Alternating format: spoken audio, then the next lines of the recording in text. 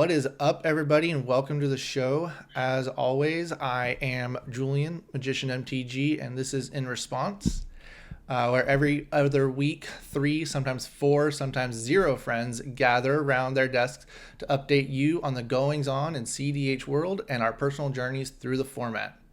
Joining me this week, I have Nico, aka Mexi Delight. How's it going? It's going pretty well. Excited for yet another episode. Awesome, awesome. And if you didn't notice, we do have a guest this time around. We have Greenie. How's it going, Greenie? Hello. Welcome. I'm doing pretty good. This week has been kind of crazy. This is the week that I got back from MagicCon Atlanta, and so it's been Ooh. kind of a mad dash to recover and catch up on everything that I kind of put off during the actual convention. I love it. It's going to add for some extra spice to the episode. I didn't even think about MagicCon Atlanta. Oh yeah, Yeah. All it was a right. big one. It was crazy. I bet. So my name is Girl with the Green Suit. I also go by Greenie. I am an avid CEDH player who focuses on making my favorite way to play more accessible to normal people. Whether that means showing people how to proxy, helping to run free CEDH tournaments via my Discord server, Tough Mulligans, or by just kind of teaching people about the very basics of CEDH. What is the stack? What is AppNap? Things like that. I love teaching people how to play with powerful cards because it's fun. Um, Currently I help run Tough Mulligans, which is a CEDH online tournament series, and it's actually the only place online currently where you can play for top deck points. Uh, Super cool. If you ever want to learn how to play CEDH or practice and learn how to be the best player you can be, or want to try out a deck that may be a little bit more unique than normal, definitely check it out. There's going to be a link in my beacons, and I'm sure that will be somewhere available. So, We'll absolutely. put it in the video description. Definitely. Well, it sounds like you keep busy in the Magic world. You teaching people online tournament. Looks like you got quite the setup there with all kinds of decks. So This is excited to learn more of what you got going on and how you go about it for sure. This is all sorting cards. I need to sort cards. Yeah, I need to put these away, but it's okay. It's pretty in the background. nice.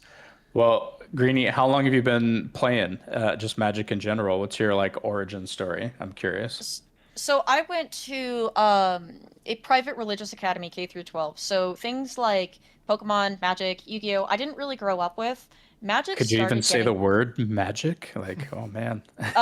we were actually not allowed to play with 52 card decks. Yeah. It was pretty strict. It was pretty intense. Wow. However, once I left Magic, once I left that uh, academy, that school, whatever you want to call it, and I got into college, the people that I was friends with were people who played this really weird card game called Magic. Um, I started dating one of them, and then one of our friends got sick, and so they needed a fourth for their for their commander game. It wasn't CEDH. And so that was my first game of Magic. Was my boyfriend at the time needed a fourth, and I got really good at it. I started playing originally in about 2021, Mhm. about Brothers War time period is when I first started remembering getting really into Magic. And I kind of have never looked back. I really enjoy the card game. I love the trading aspect. I love the art.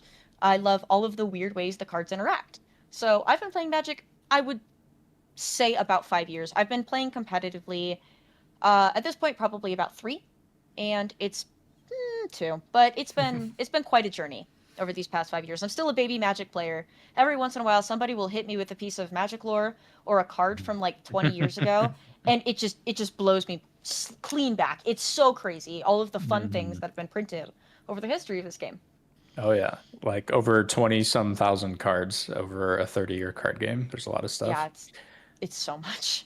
I don't know if you did any background on us, but our first episode we told our own background stories, and I started originally playing in 1998 with Urza Saga. So yeah, it's a long time ago. You want me to make you feel a little old?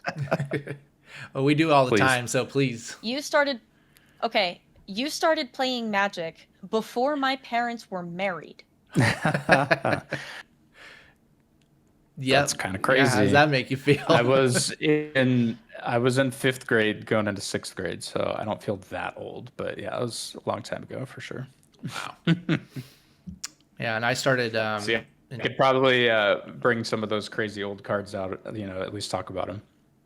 Sorry, Afterwards, I Magician, want to go tell ahead. you about an uncard that I found recently that like freaked me out. I was just Yeah. gonna say, and I Okay. started playing in high school in 2006. That was when Alara, I think it was, right after Lorwyn. So yeah, like I think it was Alara came out, Shards of Alara and all of that. So I was thrown in the deep end with multicolor.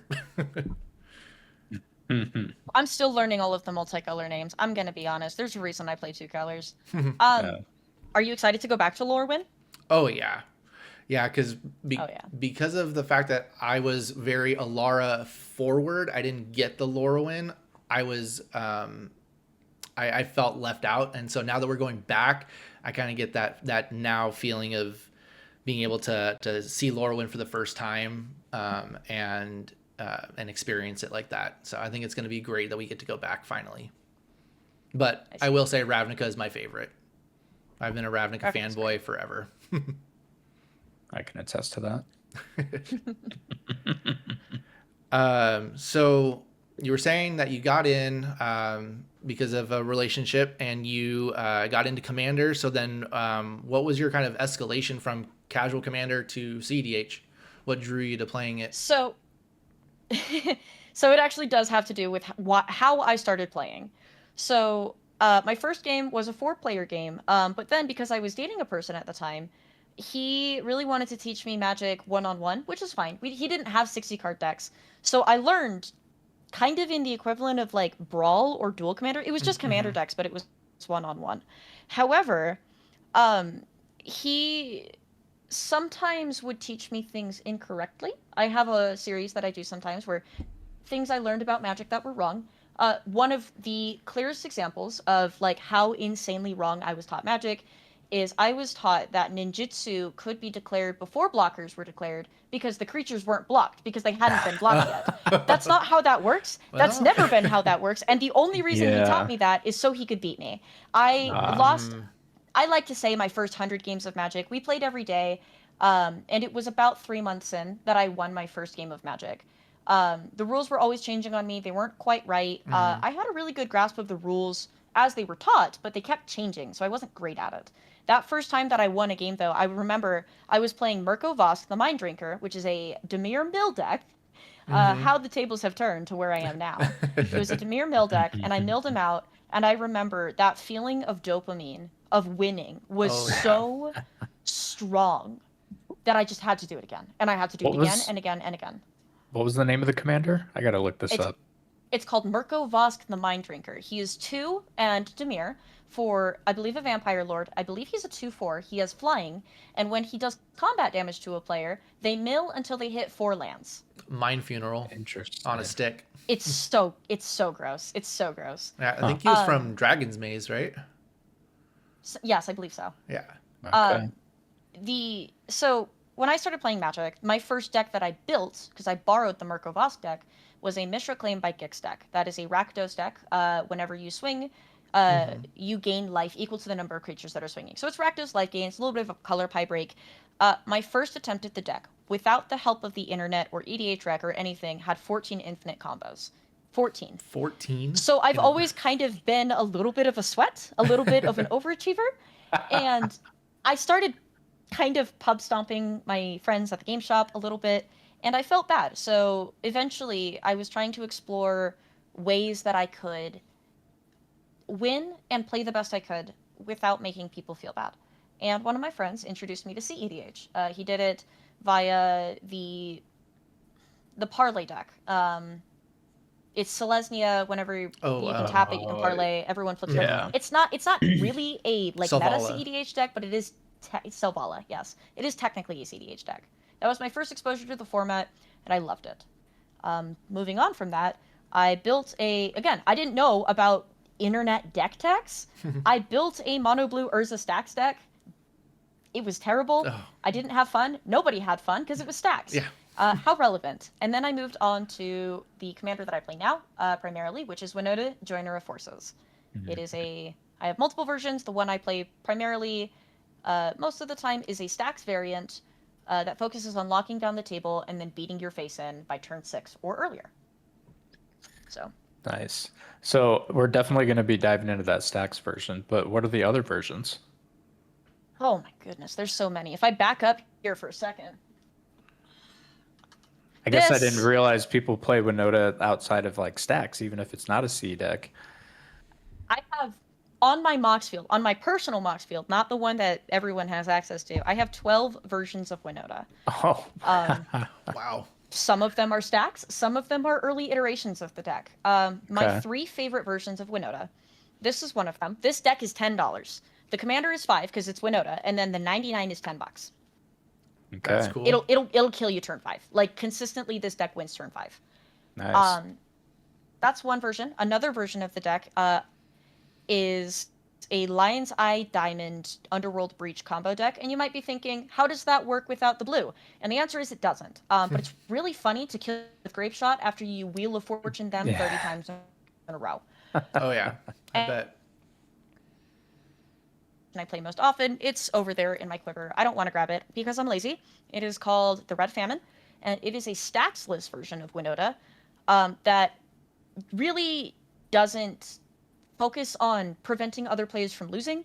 It just focuses on its own game plan and winning. So we lack things like silence. We lack things like Orum's Chant. I might run silence, but we lack a lot of the pieces that other WINOTA and Boros and Red decks run in order to stop the other players, and it just hits the ground running. The way I describe it to people is I set myself on fire and then I run a 100-meter sprint. And if I die before I get there, I didn't run fast enough. The only stacks piece in the deck is Magus of the Moon, and that's literally just to turn off Kinnan because I hate Kinnan. Because it does what I do, Sure. but better. So Okay. Those sound like some interesting WINOTAs. If we ever get a chance to play casual, then we'll have to jam those for sure. side note, I want to show you this really quick. This is I keep this in my purse. This is like my wallet. This is all my CEDH commanders. It's just all WINOTA. That's awesome. Nice. Okay. Okay. So you've got quite the unique name. Where did that come from? All right, so I'm not wearing the green suit right now. I'm wearing the sweater because the green suit is very heavy, and I'm lazy and cold. So a couple years ago, it's so funny. So I was with my sister, who she's super spunky. She's great. She went to like this department store, like Kohl's or something, right? And she was in the clearance section, and she picked up these bright green pants, and she brought them home, and she showed them to me, and she said, "Wow!" And she said, "Look how cool these are." And I went, "I need those now." But of course, we're different sizes because we're different people. So I went to the same department store, to the same clearance section, and I found the pants, but I also found a matching jacket. And months go by, and I go to my first CEDH tournament, and the people that I was kind of playing CEDH with at the time were making jokes about you should show up to a CEDH tournament in a suit and tie. And to their credit, they showed up in suits and ties. Okay. I did not, and I didn't have a suit and tie, but I wanted to match them, so I showed up with the green suit. And all of this to say, I washed out so fast. I was playing WINOTA. I didn't do very good because it was my first tournament, right? But what did happen is for months after that event, I would talk to people and they'd say, "Oh, you were at the tournament." And I'd go, "Yeah, do you remember me at all?" And they'd go, "No." And I'd go, "I was the girl with the green suit." And they go, "Oh, yeah, no, I know who you are. You were the WINOTA player." So it was just kind of this immediate way to recognize me. And I was talking with another content creator named Split Second, and I was like, I want to start a YouTube channel. I want to start getting into content. I want to start talking to people and documenting my experience playing EDH. And he said, and I was going through all of these different names, all sorts of plays on my name, on my legal name, plays on WINOTA, plays on stacks, everything. It wasn't working until he said, "What if you're just girl with the green suit?" And I said, done, easy. Yeah. No. And then later, the Greenie thing came from actually an ex-boyfriend who wasn't a massive fan of the fact that I made content. I don't know. He had some stuff. And he once called me Greenie as a way to kind of like poke fun at me. And I went, "Screw you. That's a great nickname. For real. It's mine now." Yeah. So I took it from him. Own it. Yep. Take it. but the whole thing was happenstance and just it just kind of happened. It just kind of fell into place. So It's a unique name. It catches, gets the attention, and it sticks. secret. I don't actually like green that much. Well, I'm being serious. My favorite color is pink. Okay. Nice. Well, and I mean, I So- guess it shows. I mean, you put red and white together, you get pink, right? Exactly. Yeah. You're on the same wavelength as me. And do you ever play green in Magic at all? I play green casually. Every once in a while I'll play with the idea of jumping into Yisan for CEDH, Okay. but I don't know. It just I'm not a cradle girly. It doesn't feel right. I am a red player at heart, and so the idea of working maybe a touch slower, which is funny because I'm a stacks player, but working slightly slower than just the speed of light isn't super appealing to me. So green, I think, really struggles in CEDH as a standalone color. It's great as a support color, Mm-hmm. but I don't have a desire to play it. What's your preferred color in CEDH? Because I was talking about I really like red as a core color for my playstyle. Mexi D Light really likes the color green. And what do you like? In I was terms of saying I know color? your core color for sure. Yeah, But I'll let you go ahead and talk about it. It's blue, with a very, very close black right behind it. I've been doing Demir stuff for years, it would seem, in just different flavors. Currently, I'm running Thrasios and Tevishzat. Very interesting. That's not a combo I see very often. Typically, when it's Tev, I see it paired with either Rograk or Crom. So that's interesting.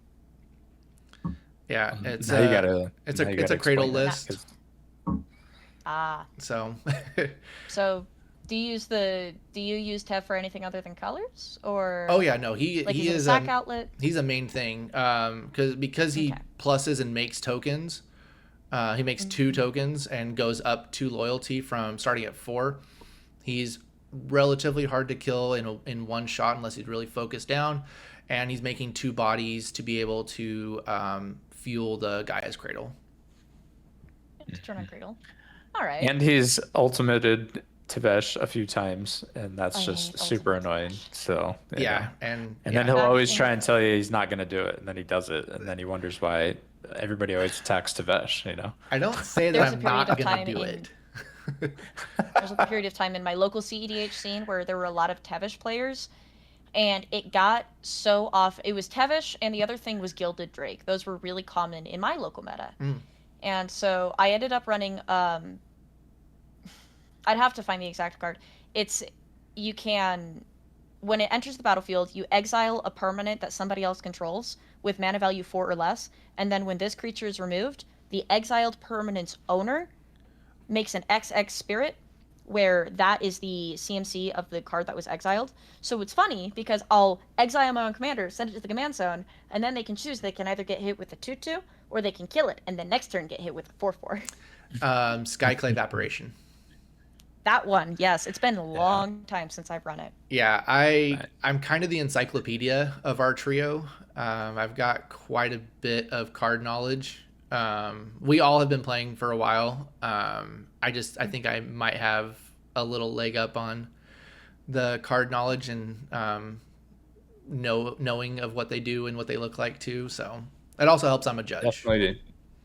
Yeah. Oh, are you L1, L2? Yeah. I'm an L1. I am the longest standing L1 in our local meta. And the only L2 in our area is my mentor, and has been my mentor since I took my L1 test back in 2015. So Jesus, that's 10 years now. But I'll be going for my L2 probably sometime towards the end of the year, beginning of next year. Very cool. I was in middle school when you took your L1 test. Yeah. Yeah, I was 6 years out of high school. We all learn at different rates, right? And that's Mhm. that's the beautiful part of Magic, is some people take to it like water, and some people really just like being at the level they're at. Yeah. I know plenty of casual players who have no desire to play CEDH, and that's totally fine. Mm-hmm. I So win anyways. So one of the things I like about the game is it's now, because it's a 30-year-old card game, it's bringing multi-generational groups together. I mean, even us, but like LGSs that I've been to, I see, people that are clearly 10 and 20 years older than me, if not even older, and then you got young kids. So people of all walks of life, for sure, coming together to play Magic. yeah, Yeah. it's so cool. Yeah, pre-releases at our main LGS that we play at. There's a mother, and she brings at least one of her sons. If not, she has 3 children that she brings around with them, with her, and they're all kind of learning and playing. They're all kind of on the same level, but it's awesome. It's a family that's coming to play Magic together. And then we've got another father and son. I mean, how long has uh, Kevin and his dad been playing? Nico, Oh, as long as I've Kyle. known them, 4 or 5 years at this point. Yeah, I mean they're No, longer. yeah they're playing. They've got quite a collection, so it's awesome to see generations playing together. So speaking of playing, Greenie, besides WINOTA, what else do you play in terms of CDH or on the regular or at a tournament or anything like that? I'm going to be super honest. I'm going to pull the curtain back a little bit. I don't play a ton of CEDH, not Okay. because I don't play it, but because I don't have time. I'm always making videos, helping people, talking to people, researching stuff. When I do play CEDH, oftentimes it's WINOTA. I have played Narset once or twice. Tried Blue Farm once. It was fine. It wasn't for me. I am really looking at building Git Rock Monster though, because I got the secret layer, where he's Okay. just like a little guy, the imaginary friends one. Oh yeah, So I got to build Gitrog, but primarily it's just WINOTA. I'm gonna keep it. I'm gonna keep it real. As for casual, I play tons of casual. I love my current deck that I play all the time is Turret Kennerud. So it's a $30 deck. It's Azorius, it's Spellslinger, and it's not counter spells. So what it is it's cantrips with the goal of casting a card called Eye of the Storm. Eye of the Storm is an enchantment that says whenever you cast an instant or sorcery, exile it underneath Eye of the Storm. Whenever any player does this, and then you cast every single spell under Eye of the Storm. So the goal is to cast Eye of the Storm, get every single cantrip in my deck under Eye of the Storm, cast Gitaxian Probe for 2 life, and then draw myself to death. That's the goal of the deck. With a side goal of, if I need to win, just make stupid amounts of tokens. It's Sure. very fun. The deck is like $30. I really love building like budget decks. I have this bad habit of building budget decks, and then when I get bored with them, I give them away to people in my community. Sounds Ah, really cool. okay. That's So cool. right now it's Tura, and then the Eowyn precon. Oh, yeah. So that's So so you that's said some of the content you do is to teach people how to play then, right? So are you like giving these people you're teaching the decks then that after you've taught them or something like I've that? done that. Yeah, I've done Okay. that before. Sometimes I give away pauper decks. I don't love teaching people with commanders simply because it's so much more complicated. Mm-hmm. I prefer teaching people on 60 card. I love Okay. teaching people with pauper. So last time, I believe I gave somebody a mono blue Delver deck. Pauper's also great because it's cheap. But Yep. so I gave somebody a mono blue Delver deck. It was snakes and Delver, cantrips, counterspells. It's basic, and they had a lot of fun. So I gave them the deck. When I was in Vegas this past convention, so not this last one, but the one before in June or July, there was a gentleman that I was playing with in a like 8-man pod, and he didn't have a ton of decks. He had the Caesar precon and nothing else. Sorry, did you say 8-man pod? Yes, it was very so. To be fair, one You of his just breezed so right by that. I'm like, hold on, we got to go back to that. a little bit more of a story on that one. LobbyCon, where people go to a hotel lobby after the con doors close, Sure. and we play games. So it was 8 friends all playing together, and then one of them said, "I'm gonna take my turn. I'm gonna stand up, and I'm gonna go downstairs and get a drink from the bar." And it took him like 30 minutes because everyone was there. And so at some point, I just kind of walked. I didn't know these people. I just kind of walked and sat down. And I said, "Do you guys want me to take his turn for him? I promise I'm competent." And they said, "Sure." And then I just started playing for him. And then he came back and he sat down next to me and he was watching me play. And like I asked, he was okay with it. He thought it was fun. I made a bunch of new friends. But one of the people I was playing against was this gentleman who only had the Hail Caesar precon. It was Mardu. And he was kind of doing okay, but he was really struggling, and he explained he was basically brand new to the game. He had been playing like a month, and his friends dragged him to Magic Con Vegas. Of course. Wow. And so I said, you know what? 3 colors is great. Maybe it's time to try something else. And so I let him borrow my Adeline Resplendent Cathar deck. It's mono white, it's convoke, it's tokens, right? It's easy. I gave it to him, and he played it, and he had lots of fun with it. He just kind of blew the table back. And so I gave it to him. I was like, you know what? You are having more fun with this deck right now than I have ever had with it, ever. Have fun. Side note, the Magali deck box, where Magali like painted Elish Norn and it's Phyrexia, that was the deck box holding the deck, and the deck itself was $30. I learned afterwards that at that time, a deck box in that condition, that specific one, was going for between $80 and $100. Oh, jeez. Oops. It's not what I paid for it, so I don't really care. But yeah, I just kind of gave a deck to him, because 8-man pod, tokens, pillow fort, it works. So definitely. Cool. All right. Well, that was a wild story for sure. Definitely. I don't even think I've ever been in a pod with 8 people, or even more than maybe 5. Yeah, like I've tried to 5-man pod a couple times, but no way. Not if I can imagine being in an 8-man pod and then somebody drops a Dockside Extortionist. There's a reason that card is banned. Yeah. Oh, those were the days. Those were the days. 32 treasures, and then someone else drops a Dockside, and Yeah, oh yeah. It's a good thing that card is banned. It's a good thing that card is banned, because those games got way out of control. And actually, I was trying to remember exactly how this worked when we were talking about this earlier, when you were talking about being taught how to play, about the ninjutsu story. When I was first learning and teaching my friends, because I was the one who was more invested, I used Mind Break Trap as a board wipe. Because we understood that stuff... Exile all... spells. Well, we know that Llanowar Elf is a spell. We just didn't know that it was spells on the stack, and that when it became a permanent is no longer a spell. And so, yeah, I would just be able to board wipe for free, even, because someone would cast 3 spells, and I would just, for free. Every once in a while, you get hit with those, like, oh, that's not how the card works. And you just kind of blue screen for a minute. Your life flashes before your eyes. Every single instance where you've ever played the card wrong, and you go, oh.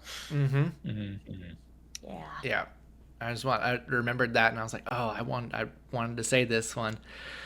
Because, that's probably one of my favorite things about learning how to play Magic, is, like, just completely being, like, convinced that you know how a card works because of the certain words that are on the card, and then it just is nothing like what you think. Reading the card explains the card, except when it doesn't. Exactly. Yeah.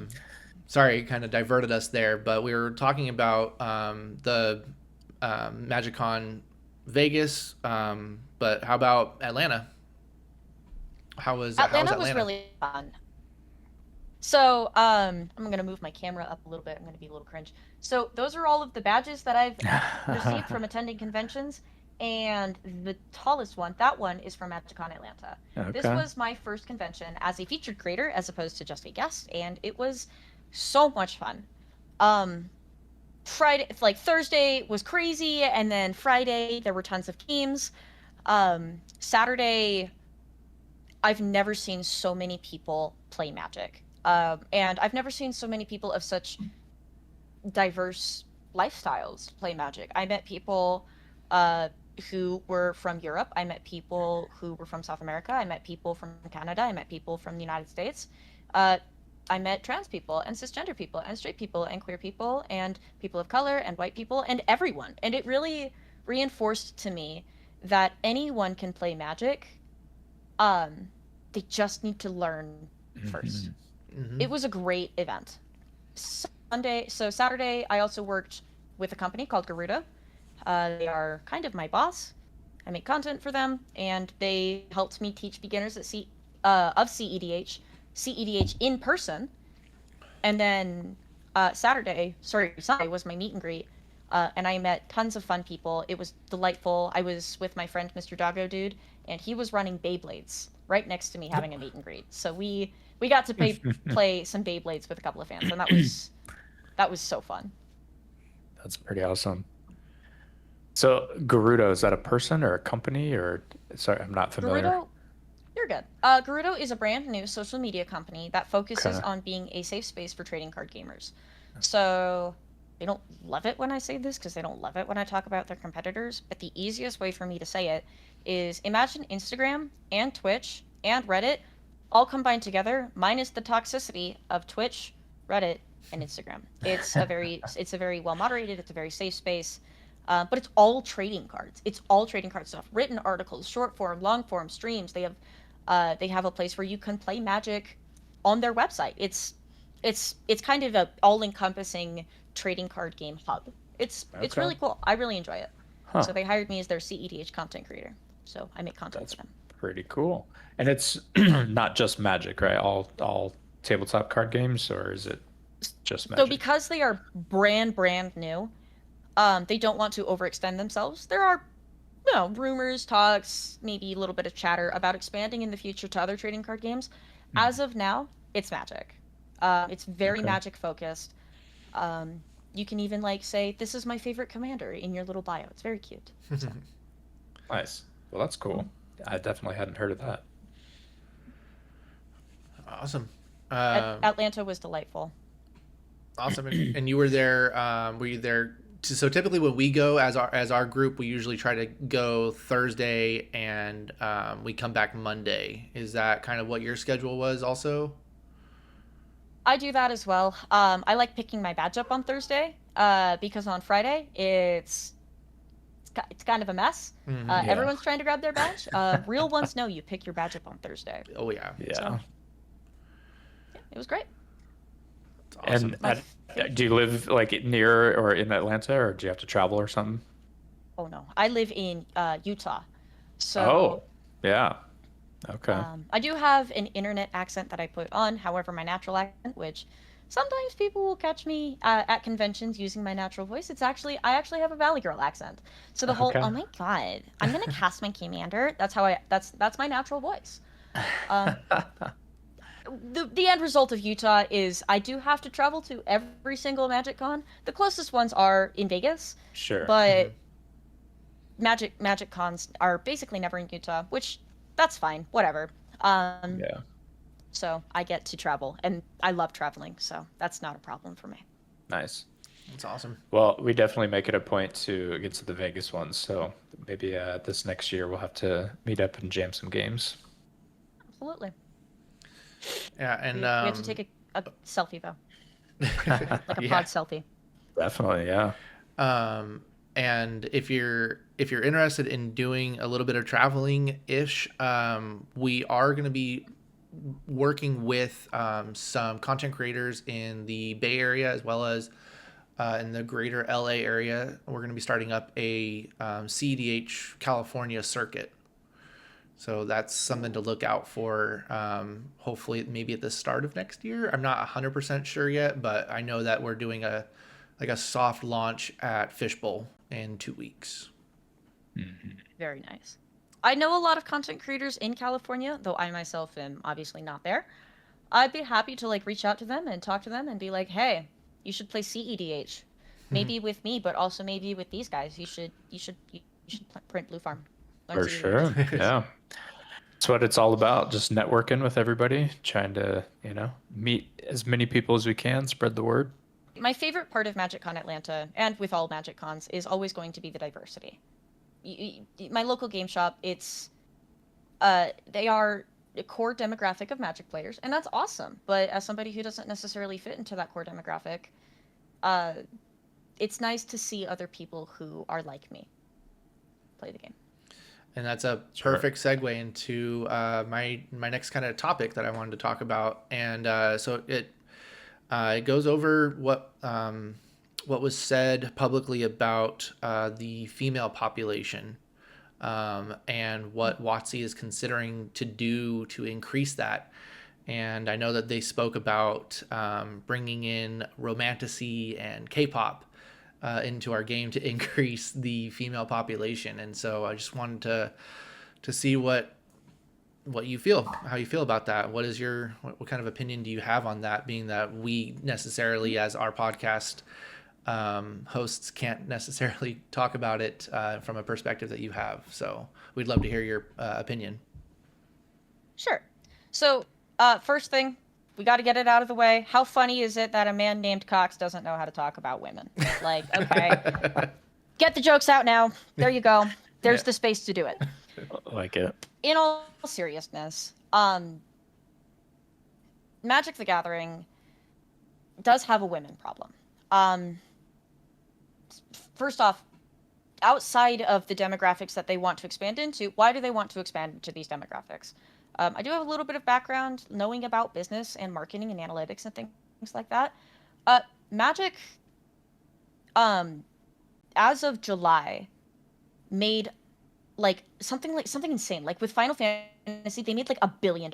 I'm not even kidding. Mm-hmm. It was crazy. I believe it. However, growth oftentimes is offset by a lack of growth, right? So Final Fantasy went really big, and then everyone spent all their money on Final Fantasy. It was $200 million on day one, and then everything dropped. And so they went, oh crap, everything dropped. What do we do? Well, one of the things that you can do when your numbers start to drop in analytics, whether it's content creation, marketing, or product placement, whatever, right, is you expand your demographics. You expand who you're marketing to. Currently, the Magic demographic is white men, between straight white men who are of certain political backgrounds, like religious backgrounds, personalities, things like that. Like they have a set Magic player. You may have heard people talk about like the Spikes, the Johnnies, and the Timmies. Those are psychographics. Psychographics are a thing we use in marketing to talk about who we're targeting, right? Magic lacks women. Less than a third, I believe, of all Magic players are women or identify as femme. That's a problem. We want that to be closer to 50% for a lot of reasons, but mostly Wizards wants it so that they can get more money. Women have money.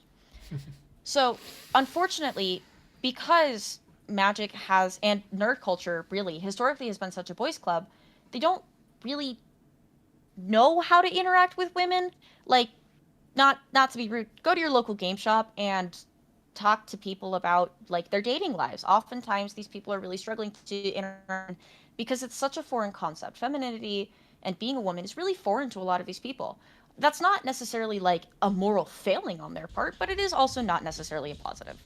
So when Chris Cox said, we need more women, what do women like? Women like pink and K-pop and romantasy. That was very dismissive. Yeah. It's crazy. It's crazy. I can, when I was like 13, I liked K-pop a little bit. I think I had like one BTS song on my playlist, right? I don't enjoy romantasy. Romance as a whole is just not really my favorite thing. I understand that for a lot of women, they love romantasy. Whether it's like ACOTAR or like Twilight or whatever, that's awesome for them. That's not for me. So and the people that I've talked to who would be the people going into Magic, the women who are already involved in nerd culture, have similar experiences where K-pop is almost too mainstream and it doesn't appeal to these people. Romantasy, that gets really complicated. Some people love it, some people hate it, some people have criticisms of it, whatever. The point is, women are not playing Magic, and it's not because of the IP. Bloomborough, my game shop, when we had the Bloomborough pre-release, I believe we had 60% new players, and the vast majority of them were women, right? It's not a lack of IP. I believe it is, it's a lack of security. So one of my big breaks onto the scene of Magic as a content creator was being sexually harassed. Last year, there was a gentleman by the name of Gunnar Ruher who, over the course of several months, was kind of getting more and more comfortable with sexually harassing me and making sexually explicit comments about me and my body. The two incidents that I kind of say are keys of how he acted. One, I was talking to him as a friend about, I feel oftentimes as though in some circles of CEDH, I'm not taken as seriously because I'm a woman. And his first reaction was to blame the fact that my body is attractive and that people were distracted by my body as to why people weren't taking me seriously. And that was very dismissive. That was one instance. And then the other big incident that happened that kind of blew everything up, Gunnar, I was talking to multiple content creators about how do I expand my platform more. I feel stuck. I want to expand more. This man unironically said I should start an OnlyFans because I'd be really good at it. Side note, I'm not entirely sure if this man knew I was over 18. That's a side thing.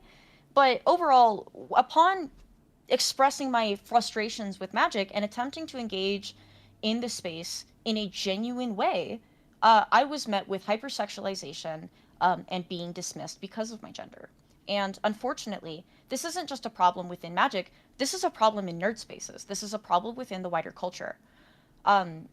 Some people know that nerd culture as a concept was really started by 1950s housewives watching Star Trek.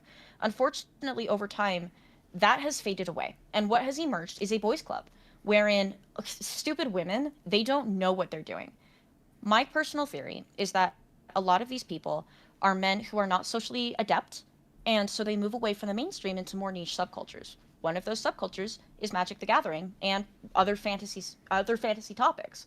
However, because they're not socially adept and they move to these areas, people who may be more socially adept or more socially advantaged or socially taught, such as women, when they move into the nerd space, oftentimes it is perceived as fake, right? I've had many people tell me, not just because of my gender, but because of my natural accent and the way I choose to dress and present myself, that I am not actually a Magic player and that I'm only doing it for male attention. I'm not doing it for male attention. I'm doing it so I can beat you. But the point still stands. A lot of these men don't really know how to interact, and that's why with other people. That's why they started playing Magic. And then more people come into Magic, and they go, I don't know what to do. You are not like everyone else that I've interacted with, and I see you as other. So what ends up happening is these women get othered, and then they get pushed out of the game shop. In best case scenario, they are othered and pushed away. In the worst case scenario, these women are objectified, sexualized, and made to feel or be unsafe.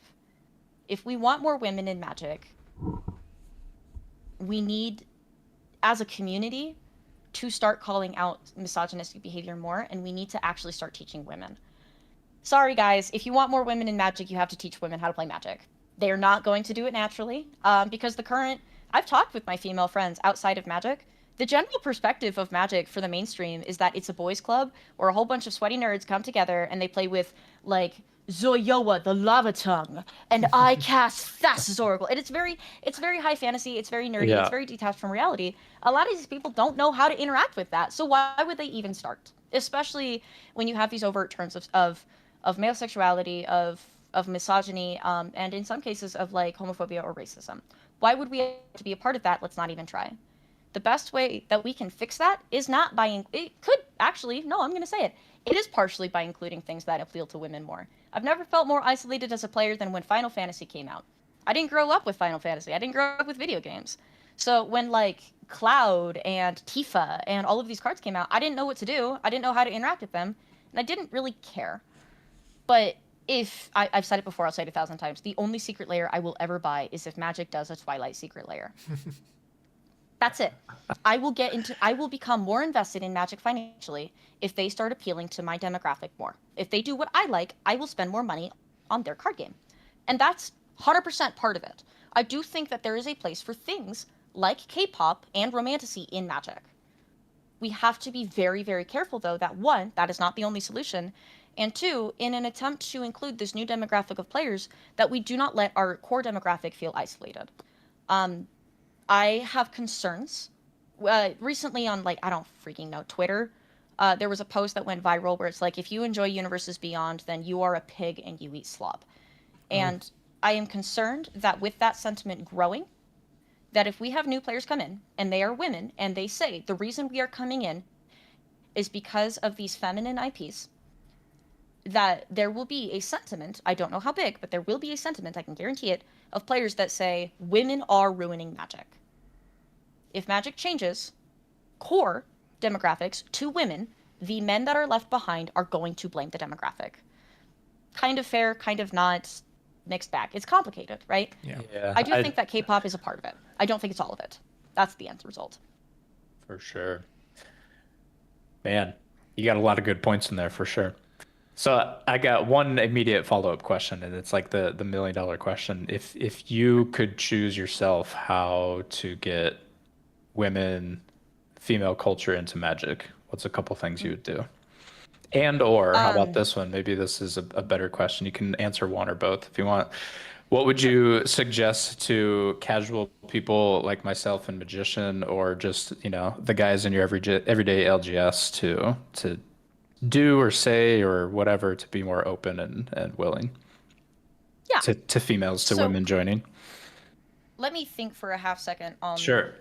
Putting you on the spot. So, yeah, it's okay. It's okay. I think almost as fast as I talk.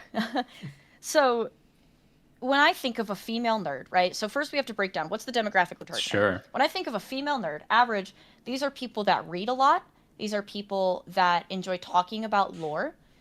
These are people that enjoy seeing themselves represented. The reason that the female main character in Romantasy is kind of a meme in like the reading hobby circles is because they're all the same. And the reason they're all the same is because it's just the reader, right? It's a whole thing.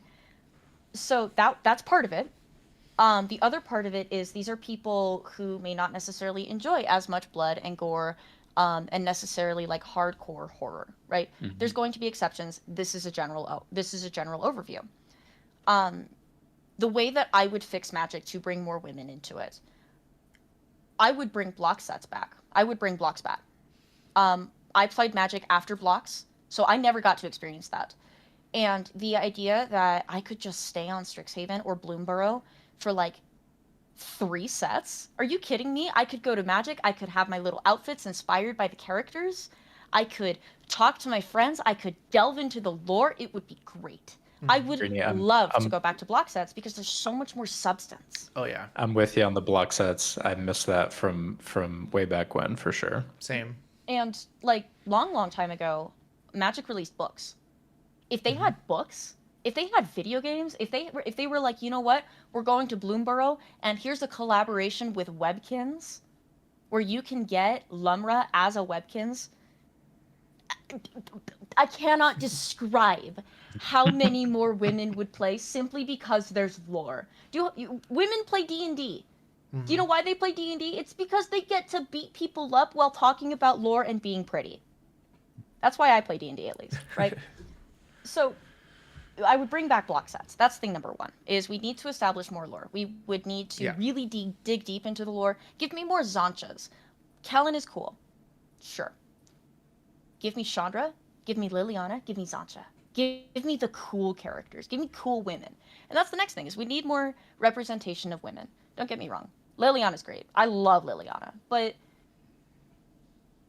the women in Magic oftentimes suffer the fate of being women. So what I mean by that is that male characters, and this is not exclusive to Magic, this is a very widespread problem.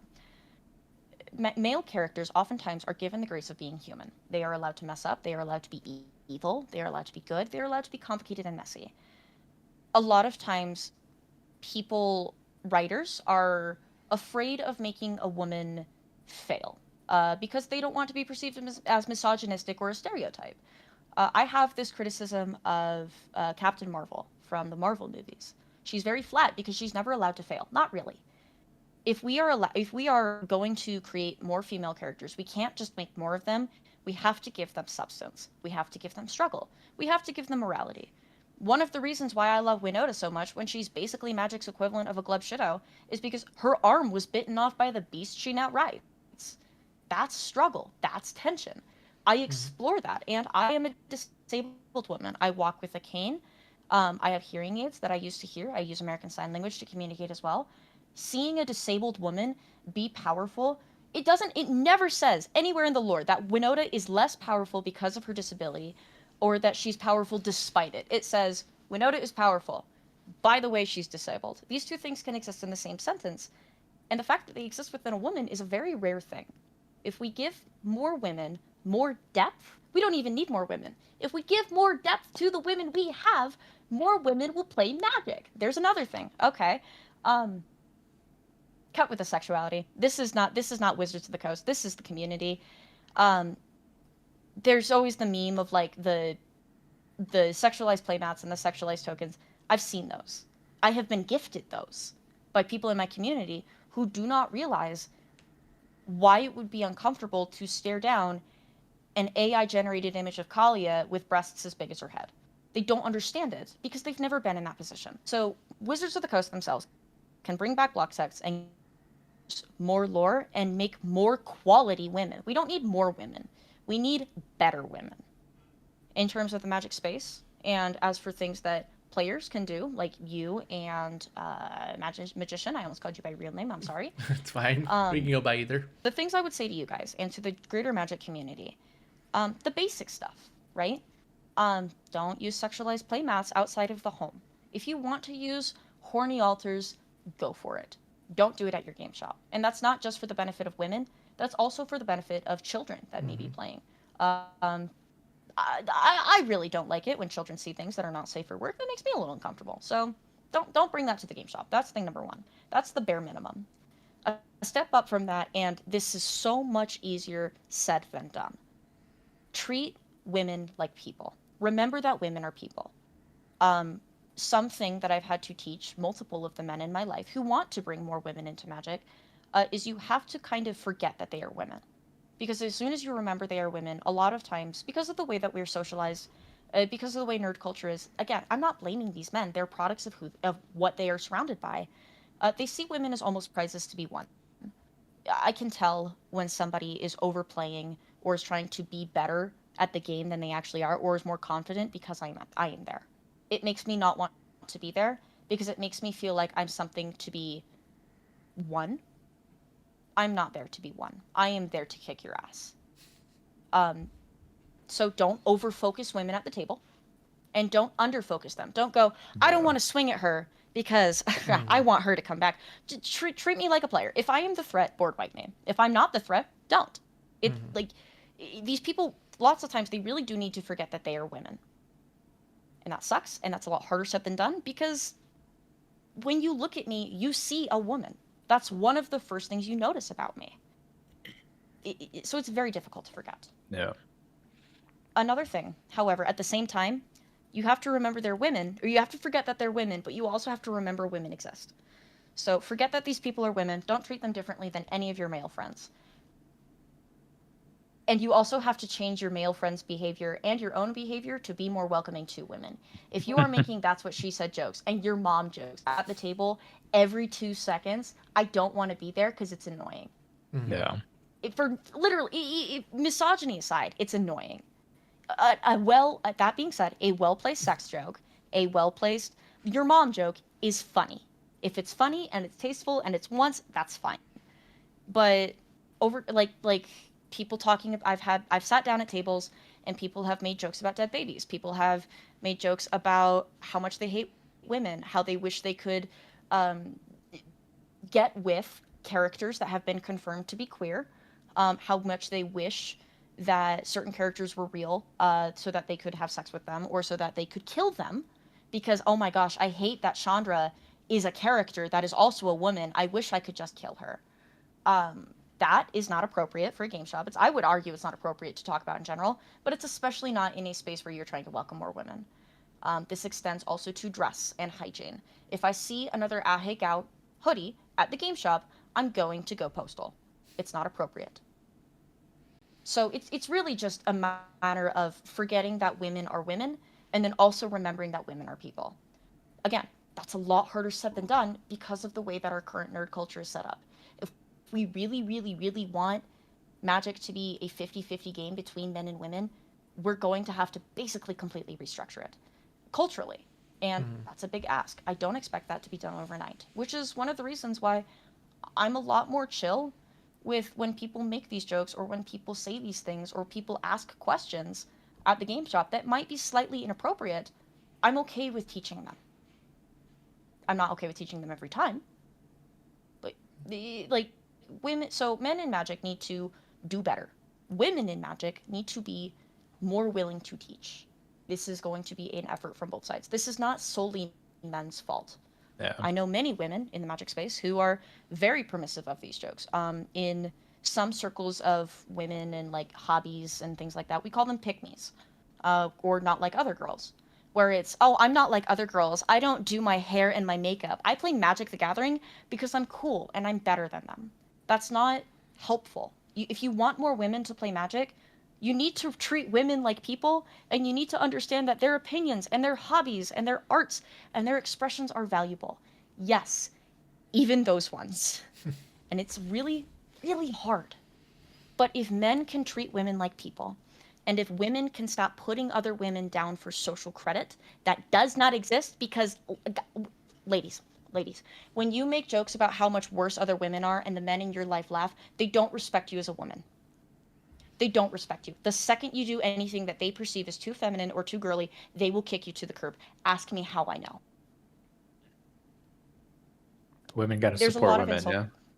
We need women to support women. Be a girl's girl. That also does mean that when women are being not like other girls, you call that shit out. You say, that's not cool. I really like makeup. Makeup is one of my favorite hobbies. Don't diss that. I love it. It's got to be an effort on all sides. It's really hard, especially because we don't like to talk to each other. I don't know how Magic players can play a game as social and as communicative as Magic and then insist they never speak to each other. That will forever baffle me. Yeah, my We wife need better makes that joke. communication. My wife makes that joke to me all the time. She says, "How's Nico doing?" Because like maybe a week or so ago, I told him like, "Oh yeah, Nico got a new job or something, or he got a new desk," and she's like, "Oh, how does he like the desk?" I'm like, "He likes it. It's cool." Yeah, no details. Just game And then talk she goes, only. "Weren't you with him for like 7 hours playing Magic?" I was like, "Uh-huh." But we And were then- playing Magic. Yeah, and then actually about that, finally speaking, this is going to be very weird. If you want more women to play Magic, you need to be better friends with the boys. Because Sure. lots of times women will go into these hobbies, yeah, for the trading aspect, yeah, for the cards are cool, the art's fun, the game's cool. I'm also going into it for a social aspect. And if I go to a game shop, if I go to 2 game shops, and at one game shop I see a whole bunch of men who are all sitting together, looking at their cards, not talking to each other, and going Island, Soul Ring, pass, and then maybe an occasional groan, I don't want to go back to that game shop. If I go to a second game shop and people are doing the exact same thing, but they are laughing and they are talking and they are sharing things with each other. They're talking about their lives. You don't even have to talk about all the squishy stuff like your feelings. You can be like, dang, I got fired last week and that really sucks. Like, acknowledging that you have a life outside of Magic builds friendship. It'll make you feel better, it'll make the people around you feel better, and it'll make women ultimately feel more inclusive. You do have to be social to include social people. Yeah. So be nice to your male friends and you'll get more women in your game shops. Yeah. Like Nico and I have been friends for what now, like 4 years now? 4 or 5 years. Yeah, and like our wives are good friends too, and like we're gonna go hang out with each other, the 4 of us, next weekend. Just no Magic, no nothing. Like our wives don't play or not really interested in it, but the 4 of us are gonna go hang out at a local hang and eat and have some fun, play some board games, and so like we understand that you need to have a life outside of Magic and having friends outside of Magic too, even though you play Magic with them. Yeah. And even if you have better connections with people within the game, like if you, I don't know, if you two go grab a beer at some point and you just talk about life and then you also play Magic together, that says connection. And people really like connecting with each other, men and women. So if you are connecting with each other, and then, by the way, I'm going to go play Magic with my best friend that I've been hanging out with, do you want to come join? It's no longer, do you want to play this weird fantasy card game where everyone has a weird name and all the women are corseted up to hell? It's, I'm going to go hang out with my best friend, and we're going to play a card game. Do you want to play the card game with us? It's a lot more approachable. Yeah. Definitely. Well, Greenie, thank you for all yeah. the insight on that, for sure. Definitely going to say that. I know I just kind of like threw it all at you. But No, No, it's all right. It's not an easy topic by any means for anybody to talk about, and I think you got a lot of great points. So I hope our listeners get something from that as well. yeah, But definitely. I'm gonna super, super pivot short this version. because we talked a lot about how we as a community need to be more open and friendly towards people. But it sounds like one of your play styles is one of the most unfriendly play styles ever. Look, Stacks. So how do okay. you're juxtaposing yourself there. So now you got to talk to us about stacks and what of all the different archetypes people can play from in Magic, and there's a lot, right? Mhm. Seems like stacks is your thing. And you even made a video recently. That's how we discovered you and got you on our show now. So we're bringing it full circle now. All right. So Yep, same. stacks so stacks is an archetype across most genres and playstyles of Magic. And before we go too deep, I want to Sure. ask you, what is your definition of stacks acronym? You got to get that So out there at some point. yeah. So the way I define stacks is and kind of figure out if a stacks piece is good for a specific deck or not. I use something called my purple method. Purple method is PRPL, and I'll go over the points later. PRPL stands for it has to be proactive, relevant, punishing, and lasting. So what is stacks? Stacks is an archetype across most genres of Magic. However, it is most commonly seen, um, at least within Commander. I can't speak for Legacy and Vintage. In CEDH, stacks is basically the archetype of nope. You can't play the game. That is, I just had stacks pieces. I put them away. That is, you can't draw more than one card a turn. That is, you skip your upkeep. That is, your lands come in tapped. It is a set of cards that say you are not allowed to do certain game actions, / you can do them at a great cost to yourself, right? Mm-hmm. So, side note, this drives me crazy. Stacks does not come from smokestacks. Stacks comes from an old deck called the $4,000 Solution, wherein it ran cards like Tabernacle at Pendrell Vale, and it was a stacks deck. However, the $4,000 Solution, the way it was typed out was basically like ST4KS. And it was a dollar So sign, people called right? it. Yeah, it's a $sign Yeah. T4KS. So stacks. And then I love that eventually you know this. You are a and then true stacks eventually player I to love know stacks. this. I love Yeah. stacks. And I love history. I love history and I love stacks. So eventually, with the introduction of things like taxes, so for taxes, think things like Vryn Wingmare, Thalia, Thalia. Garden of Thraben is a great example, where things cost more, you have to pay your taxes. Stacks. Thorn of Amethyst. Thorn of Amethyst. So it became a mix of stacks and then also taxes. Side note, the stacks deck did originally run smokestacks, so I can understand where the confusion comes from, but it's named after the deck, not the card. So, stacks. We have to talk about what a good stacks piece is. I see so many people that think that Rhystic Study is a stacks piece. It's not. It's a value engine. And the difference is purple. So, a stacks piece must be proactive. It has to be either proactive or punishing, or it can be both. A proactive stacks piece is something like Rule of Law or Drannith Magistrate, where it just says you can't. It stops you from doing the thing before you even have a chance to do it. I would argue that Aven Mind Sensor is also proactive, even though it has flash and you can do it on top of something, which is the best way to use it, is somebody casts a Demonic Tutor. Mm-hmm. Flash Definitely. it on top. Yep. Search top 4. Mhm. It has to be active. Stopping the game before it begins is the best way to prevent yourself from losing. Stacks decks oftentimes are slower. They aim to lock the game, so other people can't outvalue them, and then they catch up and kill you. So you lock the game out early, and then you roll people out in the late game. Stacks decks are late game decks. So it has to be proactive. You have to stop people early. The next thing you have to do is they have to be relevant. As much as I love Rule of Law, if people are really only going to be playing one spell a turn anyways, it doesn't matter. Rule of Law means nothing in the face of a Sisay deck, because they're not casting, Right. they are pulling out of their deck. Yeah. But at the same time, say a Rogside deck might be differently inhibited Mm-hmm. than a Blue Farm deck. they require different pieces, and I can't tell you what the most relevant piece is for your deck in your meta. That's entirely up to you. The other thing that we have to talk about when we're talking about relevance is what is going to stop your deck.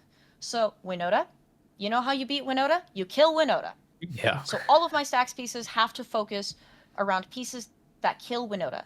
I run a card called Sanctum Prelate, and it says when Sanctum Prelate enters, you choose a number, and the non-creature spells with that CMC of the chosen number can't be cast. It's not they get countered, it's not they get redirected. They physically cannot leave the zone of your hand. They can't be cast.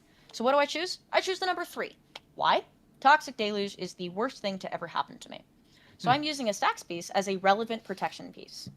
And if you can do both at the same time, 3 is also really good. It turns off everything. Like if I'm Magician, I would have picked 2. Yeah. For Sanctum Prelate. 2 is also very powerful. I was thinking 2. Yeah. So in literally any deck that does not care about board states, 2 is better. The reason for that, counterspell, Thassa's Oracle, though Thassa's Oracle is a creature and it's not stopped, statistically speaking, the most common CMC in CEDH is 2. We could go into the history of that. I'm not going to because I don't know all of it. Google Paul Sly in the Mana Curve or Jay Schneider in the Mana Curve if you want to know more. I am not that smart, though. So using a stacks piece that is relevant as a protection piece for yourself is very, very important. It's also important to remember, again, in your meta. If you're playing against a bunch of Rogside decks, it doesn't matter if you're playing a stacks piece that lets things enter tapped. Or like a Charismatic Conqueror, where they can either enter tapped or you make a vampire, creatures and artifacts. It doesn't matter.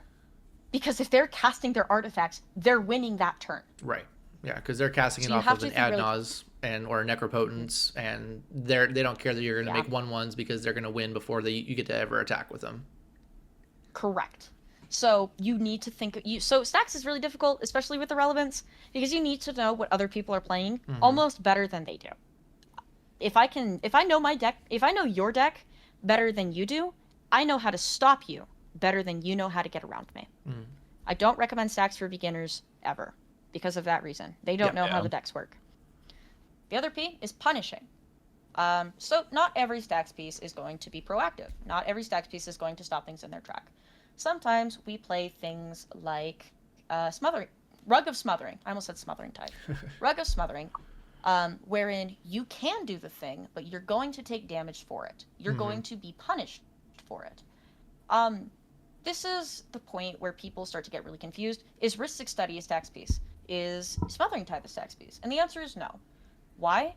Because you drawing a card doesn't really harm me. Like, in the long term, yes, value engines are stacks pieces because they prevent people from doing stuff. Sure. But, like, when we're talking about the actual, like, brass tacks, Rhystic Study doesn't stop me from doing anything. I can just keep doing it forever. As opposed to something like Magebane Blizzard, which says non-creature spell. It's like Rug of Smothering. So every time you cast a non-creature spell, you take a damage. And it incrementally gets can't do worse, that forever. Right? Yeah, because it's one for every non-creature spell you cast this turn. Right. Similar to the Aetherflux Reservoir life gaining. It's reversed. Yep. And that's important because I can't spend infinite life. I have limited resources. So things that that punish me for using my resources are also very good. Zozu the Punisher is a very funny stacks piece that people don't play very often because it's not very good.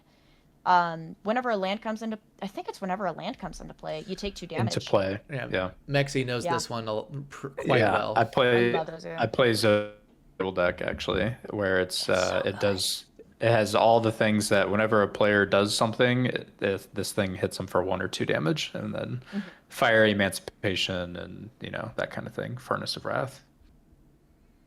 But yeah, Zozu, fun stuff when land Zozu. comes into play. Another good stacks piece. Of course, the second I start talking about stacks is when I can't remember a single Magic card that's ever been printed. There is a Magic card that exists wherein anytime you cast a spell, you have to discard a card.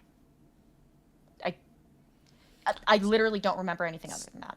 Definitely black. Is it Oppression? Perhaps.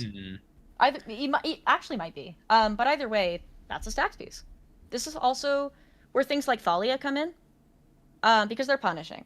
They You got take a away the magician. resources that you have. Sorry, I'm using my You're, new like, extra gen- monitor over here. Whenever a You're player legitimately scary. plays a spell, that player discards a card from his or her hand. Oppression, 2 black and a colorless for an enchantment. That's scary that you can do that. And it's But- originally an Urza Saga card. Look at that. What do you know? Stax pieces are oftentimes older because the general sentiment is sitting down to play a game and then not playing the game isn't fun. Right. Totally. Can't figure that one out. So a lot of Stax pieces are older cards. They don't get printed as often in newer sets, though occasionally we do see one. I love me some Go for Talion. it. Italian is pretty I good. love Talion. If I ever played a Demir deck, it would be Talion. So, Doorkeeper Thrall is a great example of a modern Stax piece. Flying and flash, artifacts and creatures entering the battlefield don't cause abilities to trigger. If I were running this in WINOTA, I would run this in a meta where there's a lot of ETB effects. So, anytime where a commander entering the battlefield would win, anything with Thassa's Oracle, because Thassa's Oracle entering the battlefield is a triggered ability.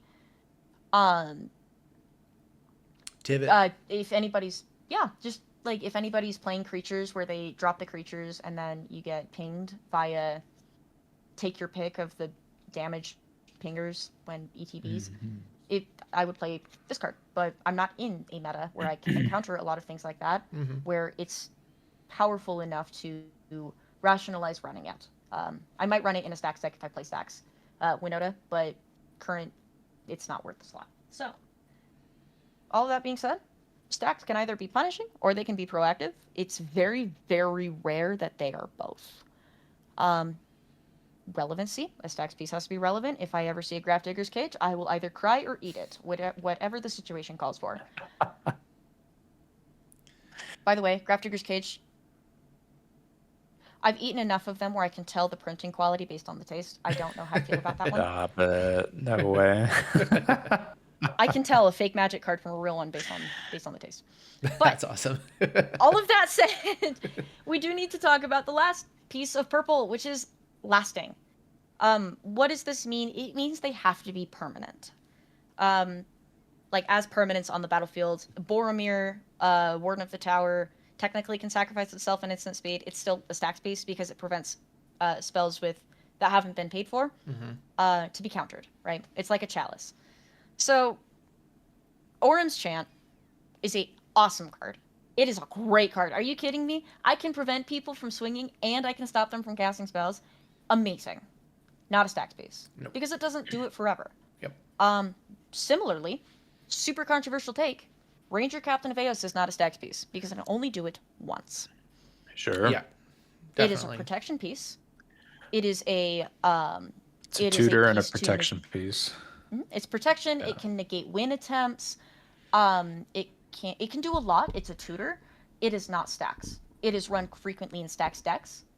It itself is not Stax. Similarly, or not Ornithopter, Hope of Ghirapur.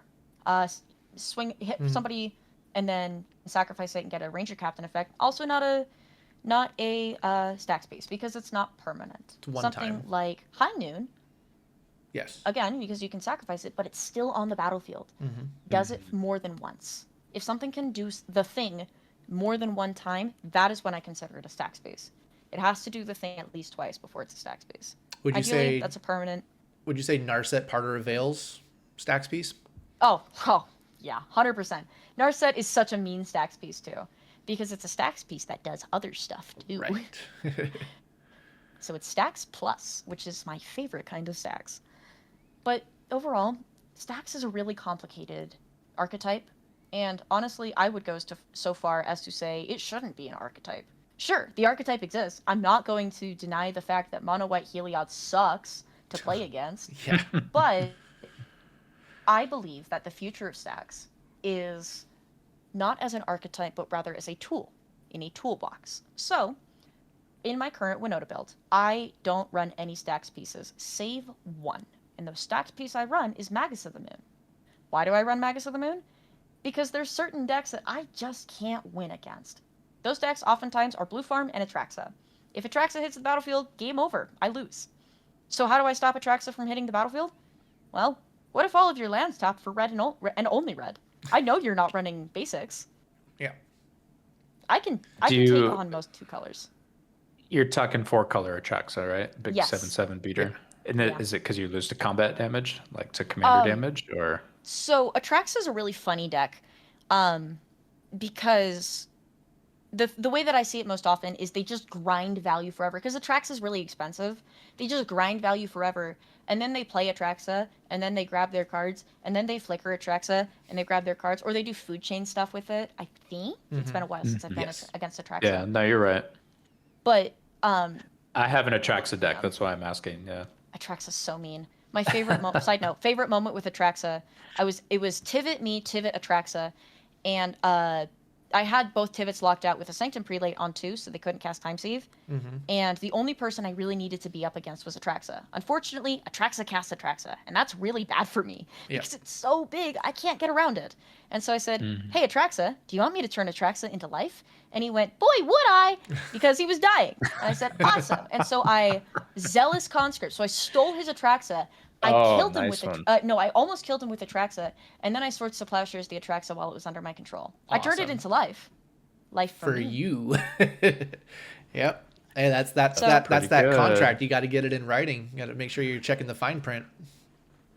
But within the context of WINOTA specifically, because I've been playing that deck stupid long. I need to change. But within the context of WINOTA, I can take on most 2-color decks. There's a couple that I struggle with.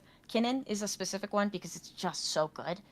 But when it comes to the more multicolored decks, they just have more access to more tools than me. Boros sucks, okay? There's not card draw, there's not a lot of good stuff, there's not a lot of good tutors. Boros really, really struggles. So, I'm going to make you struggle just as much as me. And we're going to do that via Denial of Resources, which is stacks, through Magus Armament, which is a preventative stacks piece that is relevant. It is not punishing, because you just can't tap for any color other than red. But it is proactive, and it is relevant, and it is lasting. So there's your purple in action with the only stacks piece I have in my deck. The future of stacks is to be used as a toolbox. It is a side. It is not the main. Orcish Bowmasters, controversial take, it's a stacks piece. Controversial take. Yeah, it's Orcish lasting. Bowmasters is absolutely a stacks piece. I was gonna ask about that earlier. What your take was on that? Yeah, it's lasting and OBM punishing. is a stacks piece. Yeah. It is lasting and it is punishing. It is also technically proactive, because you can flash it in before somebody does something. Have you ever see somebody cast a Wheel of Fortune and then 2 Orcish Bowmasters get flashed out? At least one. I don't know if I've ever seen 2, but yeah. I've seen 2. That's not funny. I died, but because it hits every single piece. Oh, a PRPL, Orcish Bowmasters is the best stacks piece in the game currently. I will die on that hill. So since we're bringing up Orcish Bowmaster, what's your take on Mayhem Devil? Mayhem Devil. I literally just had this one. Mayhem Devil is whenever a creature dies. No, whenever a player sacrifices a permanent. Mayhem Devil does 1 damage to any target. I would say this is a stacks piece because it is both punishing and it is lasting. This is a permanent. I love how you have a copy just right there too. I've been organizing cards all day. It is a permanent, and it does when a player does this, then this happens, and this sucks. This is a stacks piece. It is not a strong stacks piece. It is not a. Some people will say hard stacks piece when they're talking about things that say can't. So players can't, your opponents can't. People will oftentimes refer to those as hard stacks pieces because there's not really a way around them. This is absolutely a softer stacks piece, though, but it is still considered stacks. Stacks is not a dirty word. Stacks is how you keep yourself in the game. Just like blue has counterspells, every other color, and also blue, has access to things to slow other people down when they need to catch up. Now, if you are doing nothing but locking people out and then slowly rolling over them, that's where we get the stereotype that stacks isn't very fun. But a well-placed stacks piece can make a game even more fun and more interesting as people need to figure out how to work around it. I will agree with that. There's been some really fun stacks games, and then some really god awful ones as well. But yeah, I like your take for sure. Final thing, if you are a stacks player, that's fine. You need to have a follow through for it. If you're gonna pickle lock me, Yep. I expect to be dead the next turn. Yeah. If I'm not, I'm gonna get mad. Yeah. So Yeah, there's a few of our players are experimenting with new colors, and we've had our fair share of cast to fairy time reveler pass. yep. And Definitely. Come on, I did that one time. All right, just one time for me. Hey, I wasn't calling You can you. do I it once wasn't. for I the didn't memes. name any names. Okay. You can do it once for the memes. I think everyone is allowed to do the funny thing at least once for the memes. I'd have a drop deck where the whole point of the deck was to put the deck in the command zone, phase yourself out, and skip every turn, and then your opponents die to drawing themselves out if they don't have an alternate win con. It's a dumb deck. It doesn't work, but Sounds wild. you're allowed to do the funny thing once. And then you have to put a win con in your deck. Yeah. Yeah. No winless Yeah, stats. in some recent episodes of ours, I've been preaching that in CEDH meta specifically, you don't really see stacks outside of WINOTA, because no other stacks deck has the time to win, especially in like a timed tournament event. You need more than 80 minutes to win a really grindy stacks game. And yeah, there's Absolutely. just not a lot of ways to push through your own stacks. I do predict that the future of Magic will see more stacks either being printed or being played. And the reason for that is because there's three major archetypes within CEDH. People will argue that mid-range and control are different. It doesn't matter. They're the same for this argument. They're turbo, stacks, and mid-range. Turbo outpaces mid-range. Mid-range outvalues stacks, and stacks slows down turbo. It is a rock, paper, scissors situation. And as we see the meta move slowly more turbo, which I didn't predict after the Dockside Jeweled Lotus Mana Crypt bans. I thought the format would slow down. It has sped up. Yeah. Yeah. But with that speeding up, people are seeking to slow down the fast players more. And I think the end result is that we are going to move back slowly to mid-range hell, and we are going to do that through the use of more stacks. Not necessarily more, better application, I think is a better way to say it. Better application of specific stacks pieces within a set space. So, like I said, stacks isn't really an archetype. The future of stacks is as a tool. So, I like it. Eager to see more specific pieces start to show up, just not like all around, but yeah, more tactical ones, I guess. yeah. I think early gamers were too gung-ho on applying stacks, and they weren't necessarily great at following through with it. I suspect that many of these players were a little bit more beginners to the game, and that's where we get the idea that stacks sucks and that it's not fun, because these people are just kind of playing anything, and then they can't follow through, and they can't help anybody stop the other players because they're new to the game. They don't know how to stop the new players. They don't know how to apply it properly. But as Magic gets more refined, shall I say, I've seen more people jump more into CEDH and other competitive formats faster. With the more refinement of Magic as a game and as a hobby, I believe that we will see more refined use of stacks going along with that. Sure. I like it. Yeah. Well, I think that's gonna be it for this episode. Greenie, thank you so much for your viewpoints on everything, and if you want to take this time to plug anything where our viewers can find your content, go right ahead. Yeah, so like I said, I make CEDH short form content, so think Instagram Reels, TikToks, and YouTube Shorts, and I make them on Instagram, TikTok, and YouTube. I also post on Blue Sky sometimes, and I'm getting better at it. And then I also really like playing CEDH when I can on my server, Tough Mulligans. Tough Mulligans runs free CEDH tournaments with prize support, and the next one we're holding is, as time of recording, I believe in like a week and a half or 2 weeks.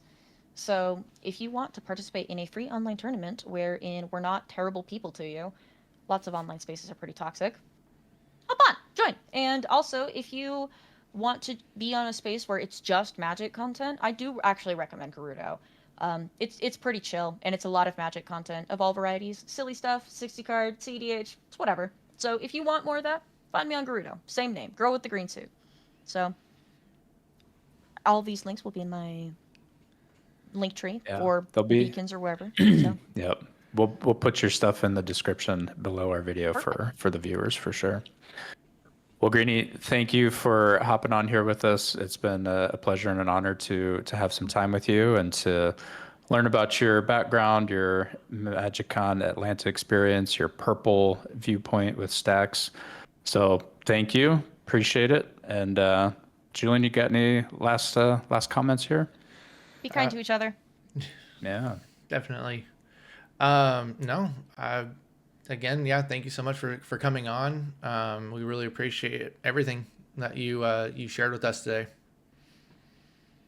You guys are a delight.